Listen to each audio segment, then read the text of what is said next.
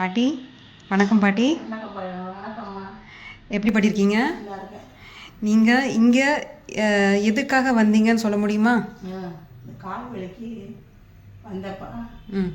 என்ன செய்யுது உங்களை? கால் வலி என்ன செய்யுது? கால் முட்டில வலி, நடக்க முடியல. அதனால வந்தேன். கொஞ்சம் பரவாயில்ல அப்படின்னு சொல்கிறேன். இது எத்தனாவது தடவை வர்றீங்க? 2வது தடவை. தூக்கம் வருதா? தூக்கமெல்லாம் வருது. நல்லா